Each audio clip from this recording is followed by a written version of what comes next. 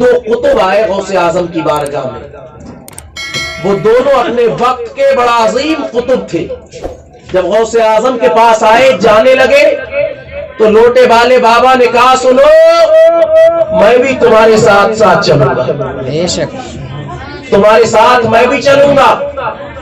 لوٹے والے بابا ان کے ساتھ ہو لیے اور وہاں سے نکل کر کے جب چلے تو چلتے چلتے چلتے چلتے 24 گھنٹے گزر گئے. 24 گھنٹے گزرنے کے بعد یہ لوٹے والے بابا نے کہا بہت شدت کی بھوک لگی ہے, کچھ کھانے کو ملے گا, کچھ تو کھلا دو. تو وہ قطب کہتے ہیں سب لے آئے یار, کھانے آئے تھے تم, اگر کھانا تھا تو آنے کی ضرورت کیا تھی؟ بغداد کے دولہ کی بارگاہ میں رہتے ہوئے لوگوں کو وہی اپنا کام کرتے, ان کی بارگاہ میں رہتے تو یاد رکھو ان کی بارگاہ میں رہتے ہوئے تمہیں کھانا اور پانی مکمل طور پر ملتا رہتا.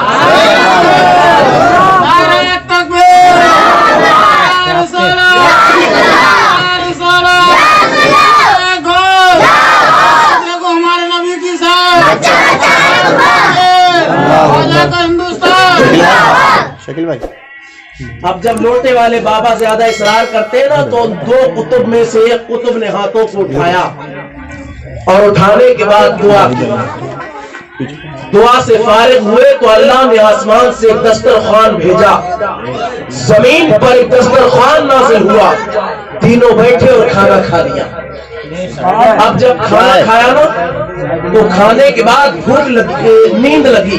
کون ہے یہ؟ کیونکہ جب کھانا کھایا جاتا ہے پیٹ بھر جاتا ہے تو نیند بھی لگتی ہے. جی جی ہوتا ہے نا.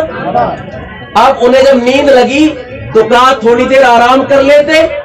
تو وہ دونوں قطب کہتے ہیں تمہیں آرام کرنا تھا, ہم آرام والے لوگ نہیں ہیں, ہم تو اللہ کی عبادت والے ہیں, ہم آرام نہیں کریں گے. چل پڑے, مرتا کیا نہ کرتا ان کے ساتھ پھر چلے. 24 گھنٹے پھر گزرے اور جب دوبارہ 24 گھنٹے گزرے تو پھر بھوک لگی. جب دوبارہ بھوک لگی تو پھر کہا تو دوسرے قطب جو تھے انہوں نے دعا کی. جب دعا کی تو اللہ تعالیٰ نے پھر ایک دسترخوان نازل فرمایا اور اس دسترخوان پر تینوں بیٹھے کھانا کھایا, پھر چل پڑے. اب جب چلے ہیں تو 24 گھنٹے گزرنے کے بعد دوبارہ بھوک لگی, دوبارہ تیسری مرتبہ. تو کہتے بھوک پھر لگ رہی ہے, بہت شدت کی بھوک, احساس بھوک کا اتنا زیادہ کہ ہم سے برداشت نہیں ہوتا, آپ ایسا کریں کھانا کھلائیں. تو دونوں قطب نے کہا تھا ایک دن انہوں نے دعا کی ہے تو تمہیں کھانا ملا, ایک دن میں نے دعا کی تو تمہیں کھانا ملا. اب ایسا کرو تم بھی کوئی دعا کر دو تاکہ کھانا میسر آ جائے. تم بھی دعا کرو. جی جی آنکھوں میں آنسو لیے کہتے سنو میں پڑھا لکھا نہیں, جاہل آدمی ہوں, مجھے تو دعا کا طریقہ بھی نہیں پتا, میں کیا دعا کروں گا, میں نہیں جانتا دعا کیسے کی جاتی ہے. تم دعا کرو تاکہ کھانا مل جائے. قطب نے کہا نہیں تم دعا کرو, تم دعا کرو, تمہاری دعا سے ہو سکتا ہے اللہ کھانا دے دے. جب اس لائق نہیں تھے تو ہمارے ساتھ آئے کیوں؟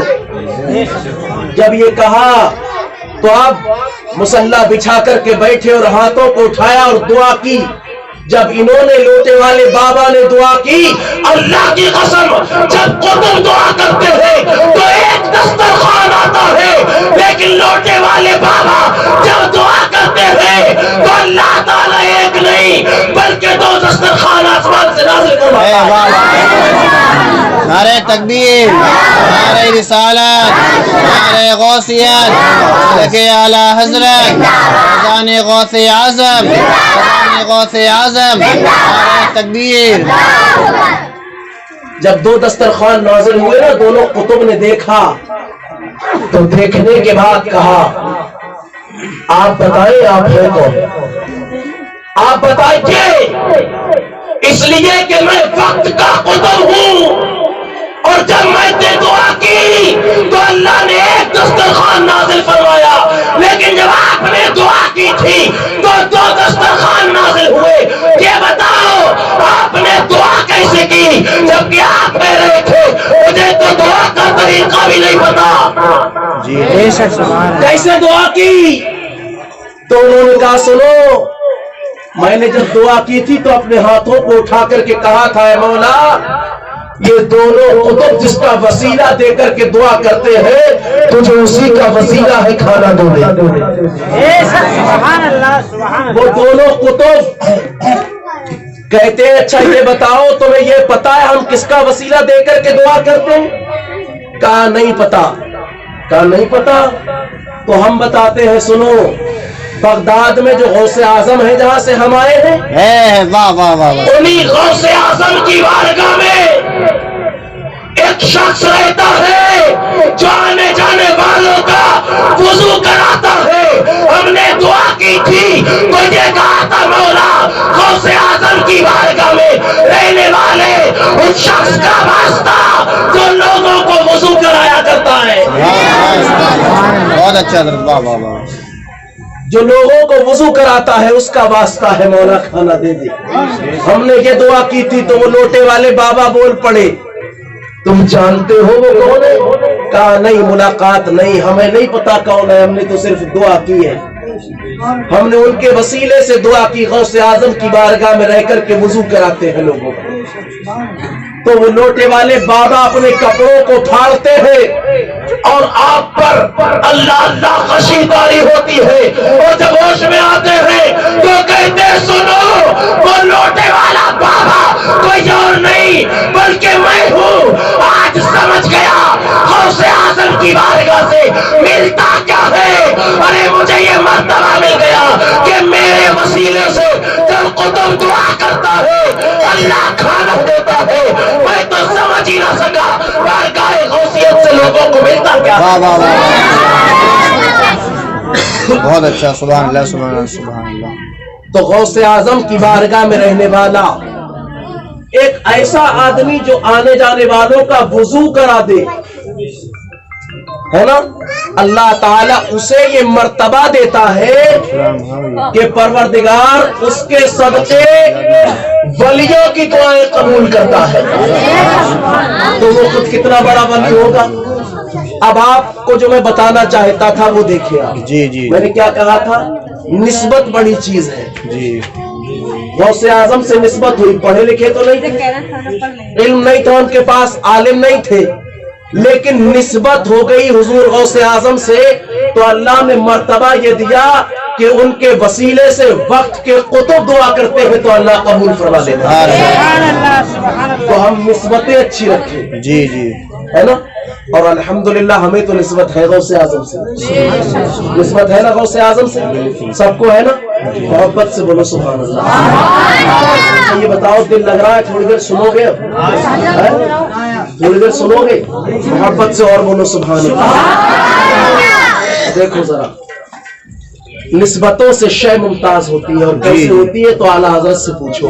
جی، اعلیٰ حضرت سرکار کہتے ہیں آقا غوث اعظم تجھ سے ڈر، ڈر سے سگ، اور سگ سے ہے مجھ کو نسبت۔ آقا تجھ سے ڈر، ڈر سے سگ، اور سگ سے ہے مجھ کو نسبت، میری گردن میں بھی ہے دور کا ڈورا تیرا۔ اور آگے اعلیٰ حضرت کہتے ہیں اس نشانی کے جو سگ ہیں نہیں مارے جاتے۔ جی جی جی جی، یہ بینیفٹ ملا جب غوث اعظم سے نسبت ہوئی، اور نسبت قریب کی نہیں، نسبت بھی دور کی، نسبت بھی دور کی۔ جب وہ نسبت غوث اعظم سے ہوئی ہے، اللہ اکبر، تو اعلیٰ حضرت کہہ رہے ہیں اس نشانی کے جو سگ ہیں نہیں مارے جاتے، حشر تک میرے گلے میں رہے پٹا۔ کتے دو طرح کے ہوتے ہیں، جی جی، ہے نا، ایک کتا وہ ہوتا ہے جو نگر نگر ڈگر ڈگر گھومتا ہے، دروازے دروازے جاتا ہے، اس کے گلے میں کوئی پٹا نہیں ہوتا ہے جی سبحان اللہ. وہ بغیر پٹے کا کتا، اور ایک کتا وہ ہوتا ہے جس کے گلے میں اس کے مالک کا پٹا ہوتا ہے. جو کتا در در جاتا ہے اس کو کبھی کھانا بھی ملتا ہے، کبھی ڈنڈے بھی ملتے ہیں. جی جی لیکن جو کتا ایک مالک کا ہو اور اس کے گلے میں کسی مالک کا پٹا پڑا ہو تو کوئی بھی مارنے سے پہلے یہ سوچتا ہے کہ اگر میں اسے ماروں گا تو اس کا مالک آ جائے گا، آ کر کے وہ شکایت کرے گا. اگرچہ یہ کتا کچھ نہ کہے لیکن اس کا مالک مجھ سے جھگڑے گا، مجھ سے لڑے گا. پیارے یہ دنیاوی کتا ہے، اللہ اللہ تو اس کو مارا نہیں جاتا، اللہ اکبر کبیرہ اس کو ستایا نہیں جاتا. اگر عام کتا جاتا ہے تو کبھی کسی کے گھر سے کھانا کھاتا ہے تو کبھی ڈنڈے بھی کھاتا ہے، لیکن جس کے گلے میں پٹا ہوتا ہے اس کتے کو کوئی مارتا نہیں. پیارے اعلیٰ حضرت کہتے ہیں ہمارے گلے میں بھی پٹا پڑ چکا ہے، اور وہ پٹا کیا ہے؟ قادریت کا پٹا، چشتیت کا پٹا، رضویت کا پٹا، نقشبندیت کا پٹا، ابو العجت کا پٹا. یہ پٹا جس کے گلے میں ہے اعلیٰ حضرت کہتے ہیں یہ پٹے والا جو چشتیت کا پٹا لے کر جائے گا، قادریت کا پٹا لے کر جائے گا، رضویت کا پٹا لے کر جائے گا، ابو العجت کا پٹا لے کر کے جائے گا، تو جب میدان محشر میں پہنچے گا تو اعلیٰ حضرت کے بھائی بولے ڈھونڈائی کرے صدر قیامت کے سپاہی وہ کس کو ملے جو تیرے دامن میں چھپا ہے. اللہ اکبر. یا رسول اللہ، یا غوث، یا غوث، زندہ باد، زندہ باد، زندہ باد، زندہ باد. بہت اچھا لوگ. اسی لیے تو کہا اعلیٰ حضرت نے لوگوں جب قادریت کا پٹا گلے میں ہے تو پریشان نہ ہونا. اب پریشان نہ ہونا اس لیے کہ اس نشانی کے جو سگ ہے نہیں مارے جاتے، حشر تک میرے گلے میں رہے پٹا دیا. اور میں عرض کروں گا آقا غوث اعظم کی شان کا ہم اندازہ کریں گے کہاں سے. کئی دن گزر جاتے حضور غوث اعظم کھانا نہیں کھاتے تھے، کئی دن گزر جاتے پانی نہیں پیتے. تب اللہ کو پیار آتا اور مولا کہتا تھا اے عبد القادر کھا لے تجھے میری قسم، اے عبد القادر پی لے تجھے میری قسم. اعلیٰ حضرت کہتے ہیں قسمیں دے دے کے کھلاتا ہے تجھے پیارا اللہ تیرا چاہنے والا تیرا. سبحان اللہ. وہ حضور غوث اعظم ہے.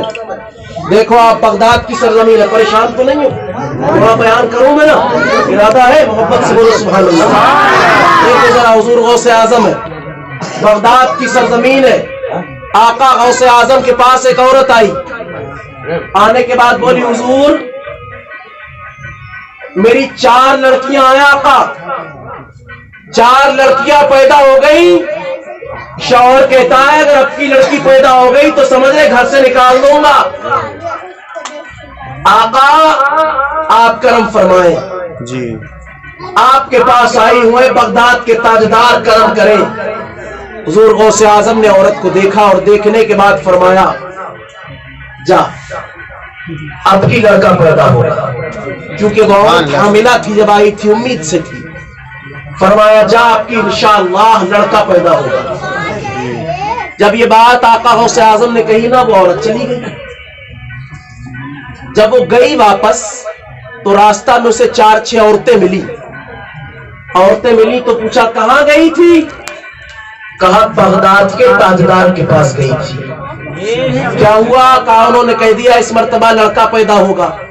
کہا اچھا کوئی تعویذ نہیں دیا؟ اچھا یہ تعویذ کا مرض عورتوں میں کچھ زیادہ ہی ہے نا، ذرا سی کوئی بات ہو تو تعویذ. اگر اتفاق کبھی کبھی ایسا ہوتا بھی ہے، اور بے برکتی گھروں میں جو ہو رہی ہے، حقیقت یہ ہے کہ گھروں میں بے برکتی ہونے کی اصل وجہ یہ ہے کہ ہم نمازوں سے دور ہو گئے. بے شک بے شک. جی جی جی ہے نا، ہم نمازوں سے دور ہیں، روزے سے دور، حج و عمرے سے دور. ہمارے اوپر حج فرض ہو جاتا ہے تب تک نہیں جاتے حج کرنے. جی جی اور یار حج کرنے وہ جائے گا کیا جو مسجد جا کر کے نماز نہیں پڑھ سکتا؟ اور کچھ جاتے بھی ہیں تو وہ دکھانے کے لیے جاتے ہیں صاحب دیکھو حاجی جی بن کے آ رہے ہیں. اب تو کچھ ایسے بھی حاجی جی ہیں, صحیح بتا رہے ہوں میں, جب یہاں سے جاتے وہاں حج کر کے آتے تو وہ آتے یہ چاہتے ہیں لوگ میرے ہاتھ پیر تک چومیں. کیوں صاحب اب وہ بن گئے حاجی جی, اور کچھ لوگ سمجھتے ہیں حاجی جی بن گئے تو اب ہمیں مل گئی سند عالمیت کی, اب تو ڈگری لے کر کے آئے ہم عالم بننے کی. ایسا بھی ہے. جیسے ہی آتا ہے نا تو حج کو جانے سے پہلے تو بڑا امام صاحب کے پاس بیٹھتا تھا, حضرت کیسے ارکان حج ادا ہوں گے بتا دیں حضرت, رمی کیسے کرنی ہے بتا دیں حضرت, طواف کیسے کرنا ہے بتا دیں حضرت, زیارت کیسے کرنی ہے بتا دیں حضرت, وہاں نمازیں کیسے پڑھنی ہے بتا دیں حضرت. اور جب واپس آتا ہے نا تو یہاں حضرت سے پوچھ کے جاتا اور وہاں سے آتے ہی کہتا حضرت ذرا یہ تو بتاؤ, وہ ہم تو نیت کرتے تو اقتدا کرتے, پیچھے اس امام کے تم کس کی کرتے ہو؟ وہ امام جو امامت کر رہا ہے اسے پتا نہیں ہوگا وہ کس کی اقتدا کرتا ہے؟ یا پھر آ کے پوچھے گا تو کہے گا حضرت اتنا بتا دے قرآن میں وہ کون سی آیت آئی, کون سی سورت آئی جس میں ایک زیر ہے؟ ایسا ہو رہا ہے, ایسا ہی بتا رہے, میرے ساتھ خود ہوا آیا. ایک شخص آیا میرے پاس کہہ رہے حضرت وہ سورت بتائیں جس میں ایک زیر آیا. اچھا کوئی ضرورت ہے اس کی؟ آپ بتاؤ مجھے کوئی ضرورت ہے یہ پوچھنے کی؟ یار بول نہیں رہے ہو تم, لگ رہا بات کوئی ضرورت ہے؟ کوئی ضرورت ہے نہیں. اور منع فرمایا علماء نے, مفتی اسرار صاحب بیٹھے, پوچھو ان سے, یہ بتائیں گے ایسے مسائل جن کی ضرورت نہ ہو پوچھنا نہیں چاہیے. جی جی جی. جو بے ضرورت کے مسائل ہیں ان کو بھی پوچھنا نہیں چاہیے, منع کیا گیا ہے. لیکن آتے ہی وہ باتیں پوچھتا ہے نہ جن کی ضرورت اس کی زندگی میں ہے نہ اس کے مرنے کے بعد ہے. یہ کبھی نہیں پوچھے گا کہ میں مروں گا قبر میں جاؤں گا, جب قبر میں پہنچوں گا تو بتا دو فرشتے آئیں گے وہ سوال کریں گے کیا آخر؟ کوئی نہیں پوچھتا آکے. کیا سمجھا ہم نے موت کو؟ آپ جانتے ہو جب موت آتی ہے موت تو علماء فرماتے ہیں ساتوں سمندروں کا پانی مرنے والے کو پلا دیا جائے, اتنی شدت کی پیاس ہوتی ہے تب بھی اس کی پیاس نہیں بجھتی ہے. لیکن نہیں صاحب یہ کبھی نہیں پوچھیں گے ہم کہ اگر موت کے وقت پیاس لگے گی, موت کے وقت تکلیف ہوگی تو وہ کون سی چیز ہے جو موت کے وقت کی تکلیف کو دور کر سکتی ہے؟ آپ کو پتا ہے موت کے وقت کتنی تکلیف ہوتی ہے؟ بیان فرمایا جب روح نکلتی ہے تو یہ کیفیت ہوتی ہے جیسے ایک کانٹے دار درخت پر ریشمی کپڑا ڈال کر کے کھینچا جاتا ہے اور اس کپڑے کے تمام تار الگ ہو جاتے ہیں. اللہ اللہ ایسی کیفیت روح نکلنے کے وقت ہوا کرتی ہے. جب روح نکلتی ہے تو یہ کیفیت ہوتی ہے جیسے کوئی زندہ بکری کی کھال اتارتا ہو. جب موت آتی ہے اور روح نکلتی ہے تو کیفیت یہ ہوتی ہے جیسے 300 تلواروں کی ضربیں ایک ساتھ ماری جائیں. تو اس وقت جتنی تکلیف ہوتی ہے اتنی مرنے والے کو تکلیف ہوتی ہے. لیکن کوئی نہیں پوچھتا, یہ کبھی پوچھا نہیں کہ آخر وہ کون سی چیز ہے جو مرتے ٹائم ہماری پریشانیوں کو, پیاس کو, تکلیفوں کو دور کر دے.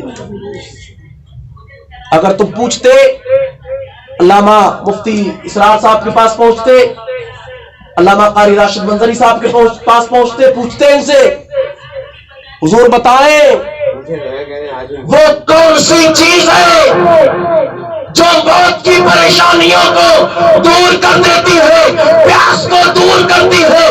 تو پیارے اللہ اللہ مصطفیٰ کہتے ہیں جب موت آتی ہے تو اس وقت میں اس پیاس کو دور کرنے والی سورہ یاسین ہے, اس کے علاوہ کوئی دوسری چیز نہیں جو موت کے وقت ہونے والی تکلیفوں کو اور پیاس کو دور کر سکے. اچھا میں ایک بات اور عرض کروں گا, یہ قرآن ہے, قرآن سورہ یاسین قرآن ہے کہ نہیں ہے؟ قرآن ہے نہیں؟ قرآن ہے نا. تو قرآن کا یہ اعجاز ہے, یہ شان ہے اس کی کہ وہ مرتے وقت ہونے والی تکلیفوں کو دور کرتا ہے. کیا کرتا ہے؟ مرتے وقت ہونے والی تکلیفوں کو دور کرتا ہے. جب یہ قرآن موت کے وقت ہونے والی پریشانیوں کو دور کرتا ہے تو مجھے بتاؤ کیا زندگی کی مشکلات کا حل اس میں نہیں ہوگا؟ ارے جو قرآن مرتے ٹائم ہونے والی پریشانیوں کو دور کرتا ہے یقیناً تمہاری زندگی کی تمام پریشانیوں کا حل اسی قرآن میں ملے گا. لیکن شرط یہ ہم قرآن سے قربت تو کریں.